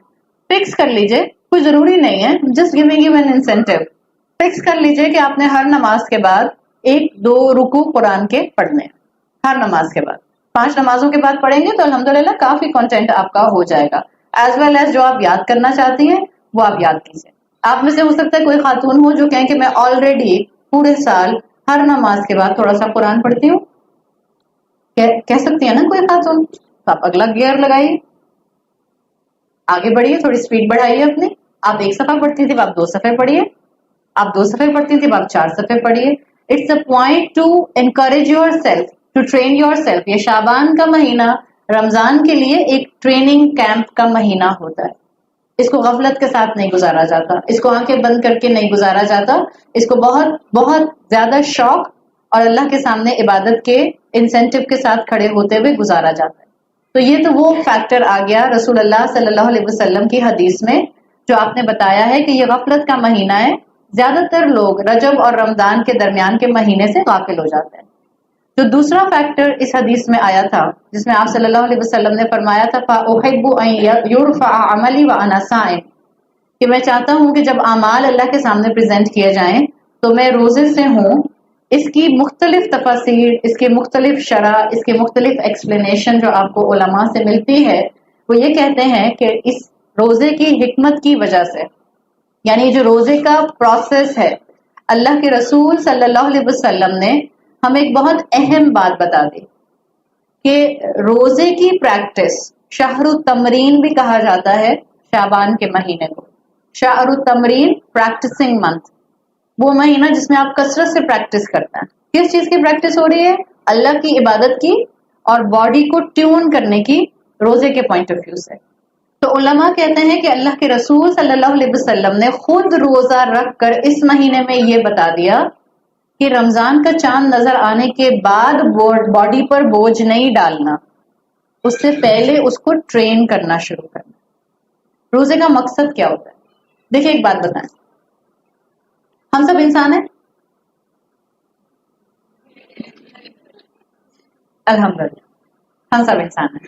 میں سمجھے آپ میں سے کہے نہیں میں تو عورت ہوں. جی ہم سب انسان ہیں. ہم سب کو بھوک لگتی ہے؟ الحمدللہ ہم سب میں اللہ نے نیچرلی ایپیٹائٹ رکھا ہے. جب آپ کو بھوک لگتی ہے، جب آپ کو پینگز آف ہنگر ہوتے ہیں، بہت زیادہ بھوک، کبھی پیٹ میں چوہے دوڑے، کبھی پیٹ گراؤل کرتا ہے، اسٹمک آوازیں آتی ہے نا اندر سے، چیخ رہا ہوتا ہے. یہ بتائیں جب آپ کو بہت بھوک لگتی ہے تو آپ کو اپنے آپ کو بالکل ویسے ہی سمجھانا ہوتا ہے کھانا کھانے کے لیے جیسے آپ کو ایگزام کی اسٹڈی کے لیے اپنے آپ کو بٹھانا ہوتا ہے، مجھے پڑھنا ہے، مجھے پڑھنا ہے، مجھے پڑھنا ہے. یا جب آپ کو بس بھوک لگتی ہے آپ کے سامنے جو آتا ہے اس کو کھا جاتی ہیں. جب آپ کو بھوک لگتی ہے آپ اس وقت یہ نہیں دیکھتی hello I am a sugar patient, I have to be very careful, hello I am a high blood pressure patient, مجھے نمک زیادہ نہیں کھانا، ہیلو میرا گلا خراب ہے مجھے ٹھنڈا پانی نہیں پینا. اٹس اے نیچرل ایپیٹائٹ جو اللہ نے انسانوں میں رکھی ہے. It's a blessing, it's a انعام، اٹس اے نعمہ. آپ کو اور مجھے کھانا کھانے کے لیے سوچنا نہیں ہوتا، اور یہ ہمارا کھانا کھانا اٹس اے نیچرل ایپیٹائٹ، ہماری عادت ہے. ہمیں بھوک لگتی ہے، ہمیں جو چیز فریج میں نظر آتی ہے ہم کھانا شروع کر دیتے ہیں. اور یہ ہمارا کھانا کھانا اٹس اے نیچرل ایپیٹائٹ، ہماری عادت ہے. ہمیں بھوک لگتی ہے، ہمیں جو چیز فریج میں نظر آتی ہے ہم کھانا شروع کر دیتے ہیں. صحیح؟ یہ ایک نیچرل بلیسنگ ہے جو اللہ نے انسان میں رکھی، جس کام کے لیے انسان کو سوچنا نہیں پڑتا. آپ یوز ٹو ہیں کھانا کھانے کی. جب تک آپ وہ کھائیں گی جو آپ کی صحت کو فائدہ دے گا، اس کا مطلب ہے کہ آپ اپنی نعمت کو صحیح استعمال کریں. جب آپ وہ بھی کھا جائیں گی جو آپ کی صحت کو فائدہ نہیں دے گا، اس کا مطلب ہے آپ نے اپنی صحت کو جیپرڈائز کر دیا ہے اور اب آپ کا کھانا آپ کو کنٹرول کرتا ہے. کھانے کی ایپیٹائٹ نعمت تھی تب تک جب تک آپ وہ کھائیں جو آپ کے جسم کو فائدہ دے. اب جب آپ وہ کھاتی ہیں جو آپ کی زبان کا چٹخارا ہے،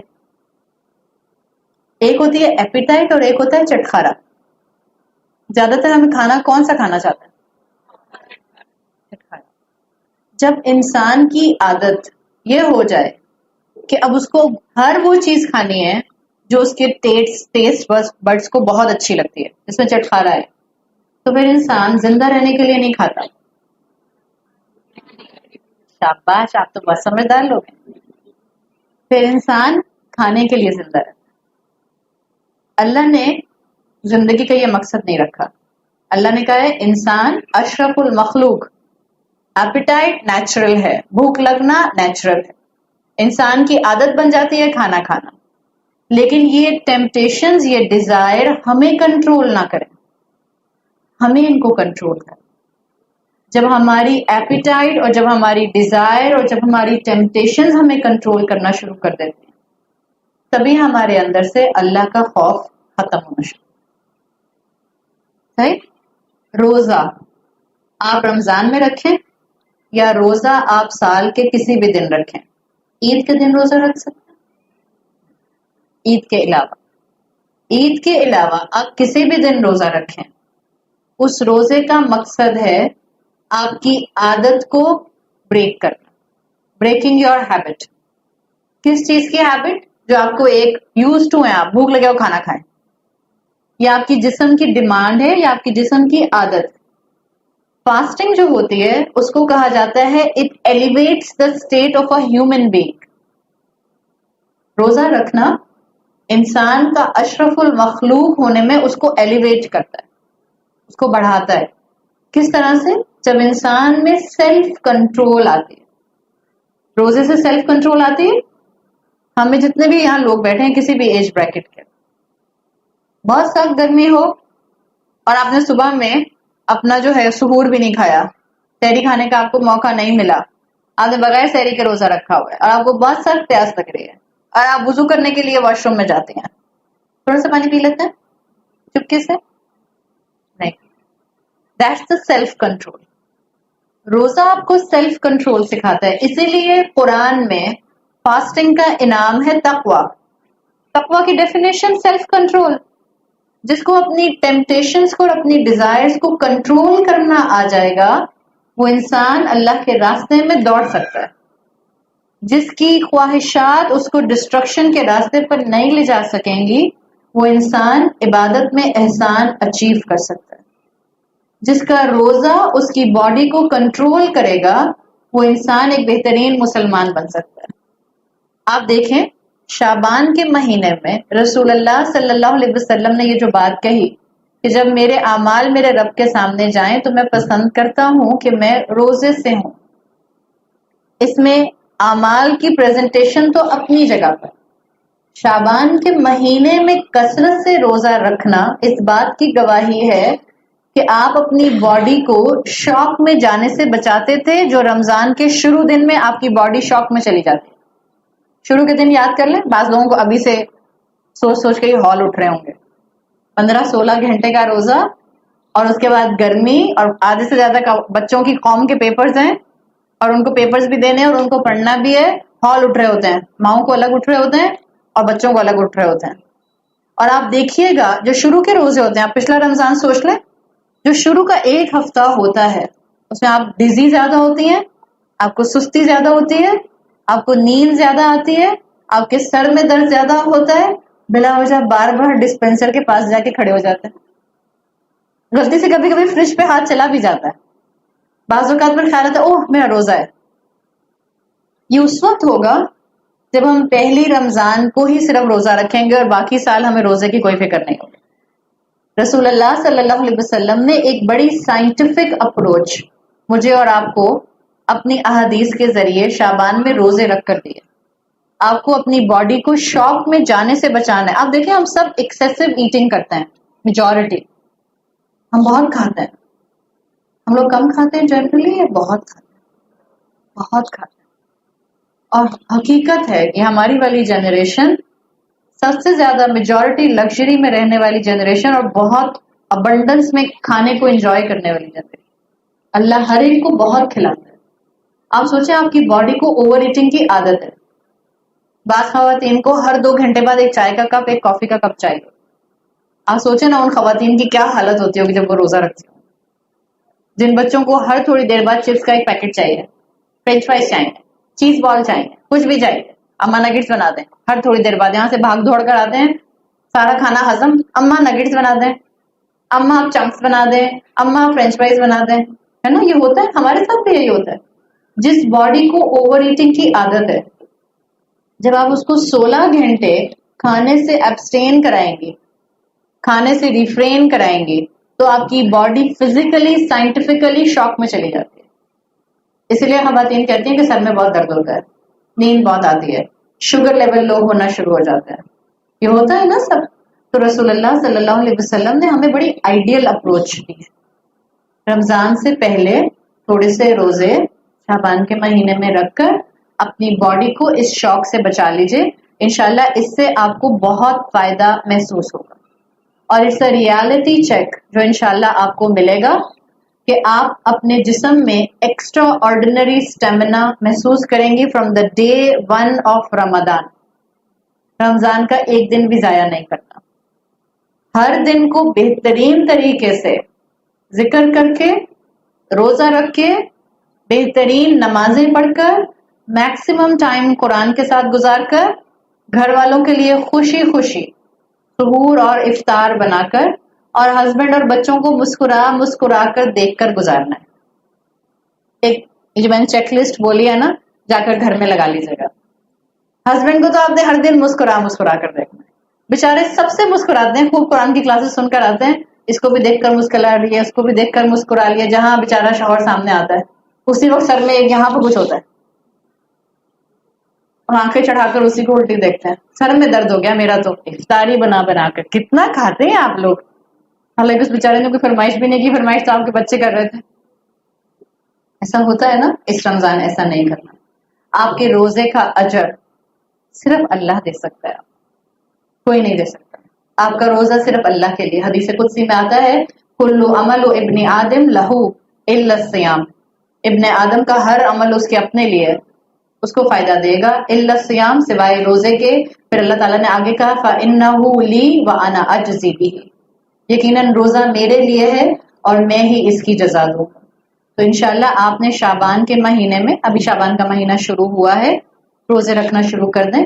اگر آپ کے پچھلے سال کے فرض روزے ابھی بھی قضا ہیں، دیکھیں یہ پسندیدہ نہیں ہے. حضرت عائشہ رضی اللہ عنہا اپنے پچھلے سال کے قضا روزے شعبان کے مہینے میں رکھتی تھیں اگلے رمضان سے پہلے. لیکن اسکالرز اس بات کے اوپر متفق ہیں کہ یہ بلا وجہ 11 مہینے کا گیپ نہیں دینا چاہیے. ان کی کئی وجوہات ہوتی تھیں اور کئی وجوہات ہو سکتی ہیں، لیکن اسکالرز کہتے ہیں کہ اگر آپ کی کوئی جینوئن ریزن نہیں ہے تو پلیز اپنے قضا روزوں کو 10 مہینے کے گیپ کے بعد مت ہولڈ پر لے کر جائیں کہ میں اگلے شعبان میں رکھوں. ہمیں معلوم ہے ہم زندہ رہیں گے، ہمیں تو نہیں معلوم نا. تو کوشش کر کے ایک ایک روزہ کر کے، اگر آپ نے شوال کے 6 روزے رکھنے ہیں بے شک شوال کے 6 روزے رکھ لیجیے.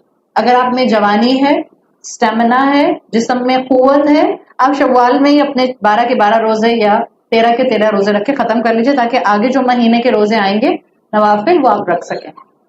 اگر گنجائش نہیں ہے شوال کے مہینے میں نوافل رکھیے، اور اس کے بعد آگے کے مہینے سے ایک ایک روزہ اپنا قضا والا ہر مہینے میں ایک رکھ لیجیے. مشکل تو نہیں ہے ایک روزہ رکھنا. 6 مہینے میں انشاءاللہ آپ کے پورے ہو جائیں گے، اور شعبان میں پھر آپ ایکسٹرا نوافل روزے اپنے رکھیے. تو آپ نے انشاءاللہ کوشش کرنی ہے کہ آپ اپنے شعبان کے اس مہینے میں اگر قضا روزے رہتے ہیں تو پہلے وہ پورے کیجیے اگلا رمضان آنے سے پہلے، اور اگر آپ وہ رکھ چکی ہیں تو پھر آپ اپنے آپ کو، اپنی باڈی کو ٹرین کرنے کے لیے کچھ روزے رکھنا شروع کر دیجیے. جو رسول اللہ صلی اللہ علیہ وسلم کی تیسری حدیث کا تیسرا حصہ تھا ترفع فیہ الاعمال، کہ اس مہینے میں اللہ کی طرف اعمال پریزنٹ کیے جاتے ہیں.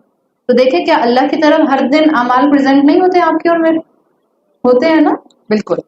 3 کیٹیگریز ہیں ترفع الاعمال کی جو آپ کو احادیث سے پتہ چلتے ہیں. نمبر 1، آپ صلی اللہ علیہ وسلم کی احادیث اس بات کے بارے میں واضح ہیں. ایک کیٹیگری ہے اللہ کے سامنے ہمارے اعمال کی ڈیلی پریزنٹیشن، جس کو کہتے ہیں رفع الیوم. ہر دن ہمارے اعمال اللہ کے سامنے پریزنٹ کیے جاتے ہیں. 2 اوقات ایسے ہیں جس میں ہر دن فرشتوں کی ڈیوٹیز چینج ہوتی ہیں، اور جو 2 فرشتے آتے ہیں وہ آنے والے رہنے والے 2 فرشتوں سے ملاقات کرتے ہیں. پھر اللہ ان سے جا کر پوچھتا ہے جب وہ جاتے ہیں کہ تم نے میرے بندے کو کس حال میں دیکھا؟ تو وہ کہتے ہیں جب ہم اس کے پاس گئے تھے تو نماز پڑھ رہا تھا، جب ہم چھوڑ کر آئے تو نماز پڑھ رہا تھا. تو فجر اور عصر کی نماز کے وقت فرشتوں کی ڈیوٹیز بدلتی ہیں. کون سے والے فرشتے؟ یہ جو شولڈرز پر 2 بیٹھے ہیں، کرامن کاتبین. ان کی ڈیوٹیز بدلتی ہیں فجر اور عصر کے وقت میں. چاروں ملاقات کرتے ہیں فجر میں اور چاروں ملاقات کرتے ہیں عصر میں. وہ ڈیوٹیز تھما کر 2 چلے جاتے ہیں ریلے ریس کی طرح. اللہ کے پاس ہر انسان کے اعمال دن میں 2 مرتبہ پریزنٹ کیے جاتے ہیں. اس کو کہتے ہیں رفع الیوم، دن میں پریزنٹیشن ہونا. ایک اور پریزنٹیشن ہمارے اعمال کی ہوتی ہے جس کو کہتے ہیں رفع الاسبوع، ویکلی پریزنٹیشن. ہفتے میں 2 مرتبہ ہمارے اعمال اللہ کے سامنے پریزنٹ کیے جاتے ہیں. کون کون سے دن ہیں؟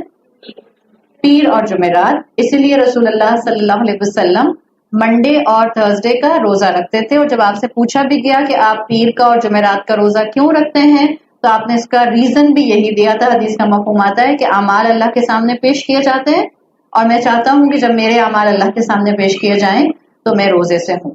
تیسری کیٹیگری ہے رفع السنوی، اینول پریزنٹیشن۔ وہ اینول پریزنٹیشن اللہ کے سامنے اعمال کی کب ہوتی ہے؟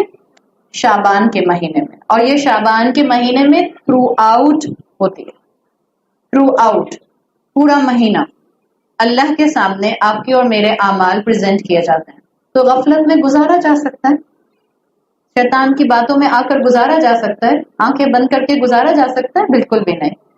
امام ابن القیم نے ایک ریزن یہ دی ہے شعبان میں رسول اللہ صلی اللہ علیہ وسلم کے کثرت سے روزے رکھنے کی، وہ کہتے ہیں کہ اللہ کے رسول احسان میں اور اسپرچویلٹی میں اتنے آگے تھے کہ آپ کی اگر کوئی نفلی عبادت رہ جاتی تھی آپ اس کی بھی کمپنسیشن کرتے، آپ اس کی بھی قضا کیا کرتے تھے۔ یعنی اگر کبھی آپ کے ایام بیت کے روزے سفر کی وجہ سے، مصروفیت کی وجہ سے، بیماری کی وجہ سے رہ جاتے تھے، یا پیر اور جمعرات کا روزہ آپ کا سفر، بیماری یا مصروفیت کی وجہ سے رہ جاتا تھا تو آپ شعبان میں اس کا نمبر پورا کرتے تھے۔ بالکل جیسے ام سلمہ سے روایت ہے کہ ایک مرتبہ آپ کی قیام اللیل مس ہو گئی تھی، نہیں پڑھ سکے تھے، تو ام سلمہ بتاتی ہیں کہ رسول اللہ نے فجر کے بعد سے لے کر ظہر تک اپنے قیام اللیل کا قضا جو تھا وہ ادا کیا۔ ہم پر نوافل کی قضا نہیں ہے، رسول اللہ صلی اللہ علیہ وسلم نے اپنی اسپرچویلٹی، اپنے احسان کا یہ معاملہ رکھا ہوا تھا کہ آپ اسی طرح سے اپنی قضا کو پورا کرتے تھے جو نوافل عبادت کی تھی۔ اب جہاں تک سوال ہے آپ صلی اللہ علیہ وسلم کی یہ احادیث، اور دوسرا آپ ایک اور اللہ کے رسول صلی اللہ علیہ وسلم سے ریلیٹڈ حدیث سنتی ہیں جس میں آتا ہے کہ آپ نے 15 شعبان کے بعد روزہ رکھنے سے منع فرمایا ہے، ٹھیک ہے؟ یہ جو حدیث ہے کہ آپ صلی اللہ علیہ وسلم نے 15 شعبان کے بعد روزہ رکھنے سے منع فرمایا ہے، اگین میں نے آپ کو بتایا تھا ٹیکسچوئل پوائنٹ آف ویو سے بعض احادیث صحیح کی کیٹیگری میں ہیں، بعض اس سے نیچے ہیں، بعض اس سے اور نیچے ہیں۔ تو یہاں پر اسکالرز جو ہیں وہ ڈیوائیڈڈ ہیں، ٹھیک ہے؟ بعض کے نزدیک یہ صحیح ہے، بعض کے نزدیک یہ صحیح نہیں ہے، حسن درجے کی ہے، بعض کہتے ہیں نہیں یہ ضعیف ہے۔ واللہ عالم اب صحیح بات کیا ہوگی، میں آپ کو اس کا مڈل گراؤنڈ بتا رہی ہوں جو اسکالرز ہی بتاتے ہیں۔ 15 شعبان کے بعد روزہ رکھنے کی کیا اس وقت سٹینڈنگ ہونی چاہیے؟ جو ریکنسائلیشن کیا جاتا ہے ان دو احادیث کا، ایک آپ کثرت سے شعبان میں روزہ رکھتے تھے، دو آپ نے اپنی عوام کو منع فرمایا، آپ نے اپنی امت کو منع فرمایا کہ 15 شعبان کے بعد روزہ نہ رکھو۔ اس کے لیے اسکالرز یہ بات کہتے ہیں کہ دیکھیں آپ صلی اللہ علیہ وسلم نے رمضان سے جسٹ 1-2 دن پہلے تو کنفرم منع کیا ہے کہ آپ روزہ نہیں رکھیں، 1-2 دن پہلے، لائک اگر 28-29 شعبان ہے روزہ مت رکھیے، بالکل بھی اس میں جنرل کنسنسس ہے، روزہ مت رکھیے۔ کیوں؟ امام ابن القیم نے اس کی بہت اچھی ایکسپلینیشن دی ہے۔ امام ابن القیم کہتے ہیں کہ شعبان کا مہینہ رمضان کے لیے، غور سے سنیے گا، شعبان کا مہینہ رمضان کے لیے بالکل فجر کی سنت راتبہ کی طرح ہے۔ فجر کی 2 سنتیں ہیں، فجر کی 2 سنتیں آپ صلی اللہ علیہ وسلم کی حدیث کے مطابق دنیا اور دنیا میں جو کچھ ہے اس سے زیادہ پسندیدہ ہے۔ آپ صلی اللہ علیہ وسلم نے سفر کے اندر بھی فجر کی سنتیں نہیں چھوڑی، ٹھیک ہے؟ تو اب آپ ذرا اس کو کمپیئر کیجئے گا، شعبان اور رمضان کا مہینہ از جسٹ لائک فجر کی 2 سنتیں اور فجر کے 2 فرض۔ 2 فرض کی اہمیت اپنی جگہ ہے لیکن 2 سنتوں کی اہمیت بھی ہے۔ It's a beautiful explanation. جب آپ 2 سنتوں کی اہمیت بھی سمجھتے ہیں اور 2 فرض کی بھی سمجھتے ہیں، ایسا ہو سکتا ہے کیونکہ فجر کی نماز میں 2 سنت اور 2 فرض کو ایک سلام سے پڑھے، سلام پھیرنا ہے نا بیچ میں، just to make that gap. امام ابن القیم کہتے ہیں کہ رسول اللہ صلی اللہ علیہ وسلم کی بات کو فالو کرتے ہوئے مسلمانوں کو چاہیے کہ رمضان سے 2 دن پہلے روزہ نہ رکھیں، just to make a differentiation between Shaban and Ramzan. بات کلیئر ہو گئی؟ صحیح۔ اب جہاں تک سوال ہے 15 شعبان کے بعد روزہ رکھنے کا، I will come on 15 شعبان کی رات بھی انشاءاللہ تاکہ آپ کا بات کلیئر ہو جائے، just I will take few minutes۔ جہاں تک سوال ہے 15 شعبان کے بعد روزہ رکھنے کا، اس میں اسکالرز اس بات کو ریکنسائل ایسے کرتے ہیں کہ اگر آپ نے 15 شعبان سے پہلے روزے رکھنا شروع کر دیے یا آپ پورا سال ایام بیت کے روزے رکھتی ہیں، یا آپ پورا سال پیر اور جمعرات کا روزہ رکھتی ہیں، آپ کو عادت ہے، ہیبیچولی آپ روزہ رکھتے ہیں، تو آپ 15 شعبان کے بعد بھی روزے رکھ سکتے ہیں. کلیئر؟ صرف آپ کہاں شعبان میں روزے نہیں رکھیں گی؟ آخری 2 دن. Just to make the differentiation between Shaban and Ramzan. اگر آپ ہیبیچولی روزہ رکھتے ہیں تو آپ اپنے روزے 15 شعبان کے بعد کنٹینیو کریں. اگر آپ ہیبیچولی روزے نہیں رکھتی تو آپ 15 شعبان کے بعد روزہ نہ رکھیے، بیکاز اللہ کے رسول صلی اللہ علیہ وسلم نے امت کو منع کیا. ٹھیک ہے؟ مثال کے طور پر ہم ریگولر پورا سال نہیں رکھتے، ابھی 15 شعبان تو نہیں آئی نا، ہم اب کوشش کرتے ہیں کہ ہم نے 3-4 روزے اس وقت رکھ لیے، اب آپ 15 شعبان کے بعد بھی اگر رکھنا چاہیں تو رکھ سکتے ہیں. صرف کہاں روزہ نہیں رکھنا؟ آخری 2 دن. Just to make the point کہ آپ نے شعبان اور رمضان کو الگ کیا. یہ سب کلیئر ہو گیا؟ روزوں کے بارے میں کلیئرٹی آ گئی. ناؤ کم آن نصف شعبان، لیلۃ نصف شعبان، 15 شعبان کی رات کی کیا اہمیت ہے. اگین میں پھر کہہ رہی ہوں آپ سے علم حاصل کیجئے تاکہ آپ کے ذہن میں یہ نہ آئے کہ سارے مولوی کوئی کچھ کہتا ہے کوئی کچھ کہتا ہے. اختلاف ہے اور لیجٹمیٹ اختلاف ہے. صحیح ہے؟ اب آپ بات کر رہے ہیں موسٹ اوتھینٹک احادیث کی. تو جب ہم یہ دیکھیں گے کہ کیا 15 شعبان کی رات کی کوئی اہمیت ہے، تو جی ہاں، اگر آپ ساری احادیث کا کلیکشن اکٹھا کریں 15 شعبان کی اہمیت اس طرح سے ہے. یاد رکھیے گا یہ کون سا مہینہ ہے جس میں اعمال ہر وقت اللہ کو پریزنٹ کیا جاتا ہے. ٹھیک ہے؟ 15 شعبان کی رات کے لیے آپ کو رسول اللہ صلی اللہ علیہ وسلم کی حدیث ملتی ہے جس میں آتا ہے کہ اس رات میں یغفر اللہ عز وجل لجمیع خلقہ الا کافر او مشاہن. اس رات اللہ ہر انسان کو معاف کر دیتا ہے سوائے کافر اور مشاہن کے. مشاہن کون ہوتا ہے؟ جس کے دل میں اپنے مسلمان بھائی کے لیے ذرا سی بھی نفرت ہو، غصہ ہو، اینیموسٹی ہو، گرج ہو، کینہ ہو. اور یہ بات میں آپ کو یہاں ایک اور بتا دوں، میں نے آپ کو بتایا تھا نا اعمال پریزنٹ کیے جاتے ہیں ہر ہفتے، اعمال پریزنٹ کیے جاتے ہیں ہر دن، فجر اور عصر میں، ہر ہفتے پیر اور جمعرات میں. رسول اللہ صلی اللہ علیہ وسلم کی احادیث نکال کر پڑھیے، آپ کو یہی کانسیپٹ وہاں بھی ملے گا کہ اللہ سب کی عبادت کو قبول کرتا ہے. جو جو اللہ کے بندے عبادت کرتے ہیں پیر اور جمعرات تک یا فجر سے عصر کے درمیان، سوائے اس انسان کے جو قطع رحمی کرتا ہے، جس نے رشتے کاٹے ہوئے ہیں. اللہ ان کی دونوں کی عبادت کو پینڈنگ پہ رکھ دیتا ہے اور اللہ کہتا ہے ان کو ایک سائٹ پہ کر دو، جو حدیث کا مفہوم آتا ہے، اور جب تک ان کے معاملات کو نہیں پریزنٹ کیا جائے گا، جب تک یہ دونوں اپنے معاملات سلجھا نہ دیں. تو اگر کسی سے جھگڑا ہے، اگر کسی کے لیے دل میں نفرت ہے مسلمان بھائی کے لیے، اگر کسی کے لیے دل میں بہت غصہ ہے، تو ہر دن کی عبادت بھی پینڈنگ پر ہے، ہر ہفتے کی عبادت بھی پینڈنگ پر ہے، اور اینول اکاؤنٹیبلٹی جو شعبان کے مہینے میں آپ کے سامنے آ رہی ہے وہ بھی پینڈنگ پر ہے.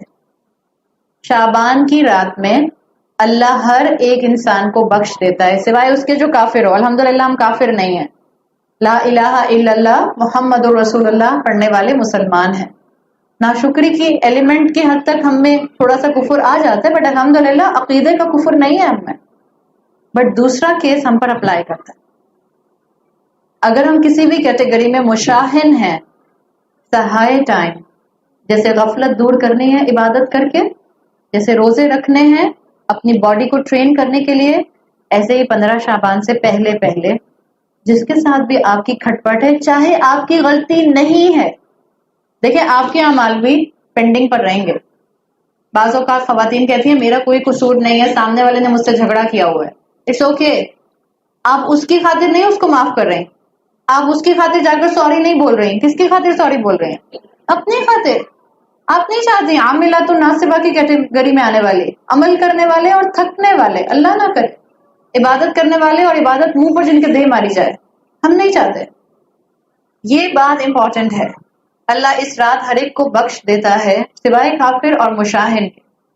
اسی لیے آپ پڑھیں تو آپ کو پتہ چلتا ہے ارلی جنریشن میں اور صحابہ میں جب شعبان کا مہینہ آتا تھا सब एक दूसरे के पास जाकर माफी तलाफी कर लिया करते थे कि अगर कोई दिल में खटपट जरा सी भी है मामला क्लियर हो जाए। यहां तक बात समझ आ गई? जो हमारे माशरे में राइज इस रात के बारे में खास इबादत है, कोई ऑथेंटिक नरेशन रसूलुल्लाह सल्लल्लाहु अलैहि वसल्लम से खास क़यामुल लैल करने की, चाहे इनफिरादी हो चाहे मस्जिद में हो, किसी ऑथेंटिक नरेशन में साबित नहीं। कोई नमाज, पता नहीं कौन सी सलातुल अल्फिया है, कुछ कोई मुझे हाथों नजन बता रहे थे, कोई नमाज, कोई खास नवाफिल का तरीका रसूलुल्लाह सल्लल्लाहु अलैहि वसल्लम से साबित नहीं है। अगर आप रेगुलर तहज्जुद पढ़ने वाली हैं तो अपनी रेगुलर तहज्जुद के लिए उठिए। अगर आप रेगुलर अय्याम बीत के रोजे रखने वाली हैं, ऑटोमेटिकली आप 15 की सुबह उठ के रोजा रखेंगी। लेकिन अगर आप अय्याम बीत के रोजे नहीं रखते, बिल्कुल जैसे मैंने आपको समझाया, स्कॉलर कहते हैं कि अगर आपने 15 शाबान से पहले रोजे नहीं रखे तो 15 शाबान के बाद भी मत रखिए, ठीक है? इसी तरह अगर आप जनरली हर महीने अय्याम बीत के रोजे नहीं रखती, 13, 14, 15 तारीख के, तो 15 शाबान की सुबह रोजा मत रखिए। ये सुन्नत से साबित नहीं है, ये सहाबा का अमल नहीं है, इसको सिंगल आउट नहीं करते थे। कोई क़याम के लिए खास रात खास एहतमाम नहीं करते थे अल्लाह के रसूल सल्लल्लाहु अलैहि वसल्लम और सहाबा। मैंने आपको क्लियरली बता दिया। हाँ, ये रात स्पेशल है। किस सेंस में? इस रात के आने से पहले सब अपने अपने रिश्तेदारों से माफियां मांगे, इसलिए अल्लाह सबको माफ कर देगा सिवाय काफिर के और सिवाय मुशाहिद के। अल्लाह हमारी बेहतरीन तरीके से इस्लाह फरमाए। अल्लाह हमने जो सुना उसमें जो हक है अल्लाह उसको हमारे दिलों में और हमारे अमल में उतार दे। अल्लाह हमें अभी से तौफीक दीजिए कि हम अपने जिस्म को रमजान आने से पहले आपकी इबादत में आदी बना सकें। अल्लाह हमें अभी से कुरान की तिलावत और कुरान के फहम की आदत डाल दीजिए। अल्लाह हमें अपने इस महीने को भी गफलत का महीना बनाने से बचाने वालों में शामिल फरमा दीजिए। अल्लाह हमें बेहतरीन तरीके से उन औकात में इबादत में स्टैंड आउट करने वाला बनाइए जब अक्सरियत इंसानों की आपकी इबादत से गाफिल होती है। अल्लाह हमें रसूलुल्लाह सल्लल्लाहु अलैहि वसल्लम की ऑथेंटिक सुन्नह को जिंदा करने वाला, रिवाइव करने वाला बनाइए। अल्लाह हमें इबादत में एहसान अडॉप्ट करने वाला बनाइए। अल्लाह हमें सेहत और ईमान के साथ और जिंदगी के साथ खैर वाफियत के साथ रमजान का महीना नसीब फरमाइए और हमें बेहतरीन इबादत करने की तौफीक अता फरमाइए। अल्लाह हम सबको लैलतुल क़द्र की इबादत और दुआओं की कबूलियत और बख्शिश और मग़फ़िरत इस साल अता फरमाइए। अल्लाह हमें रमजान में अपने रमजान के महीने को कुरान का महीना बनाने की तौफीक अता फरमाइए। अल्लाह हम सब के दिलों को तमाम मुसलमानों की तरफ से हर तरह की नफरत, ग्रज, कीना, गुस्सा, एनिमोसिटी से पाक कर दीजिए। अल्लाह हमारे दिल को प्योरीफाई कर दीजिए। अल्लाह आपकी दो उंगलियों के दरमियान में इंसानों के दिल हैं। अल्लाह कोई हमसे नाराज है तो अल्लाह आप उसका दिल खोल दीजिए और वो दिल खोल कर हमें माफ कर दे। अल्लाह हमारी इबादत जब आपके सामने प्रेजेंट की जाए तो हम आपसे दुआ करते हैं कि आप अपनी रहमत से उसको कबूल फरमा लें। सुब्हानक अल्लाहुम्मा व बिहम्दिका अशहदु अल्ला इलाहा इल्ला अंता अस्तगफिरुका व अतूबु इलैक। जज़ाकल्लाहु खैरन। अस्सलामु अलैकुम व रहमतुल्लाहि व बरकातुहू।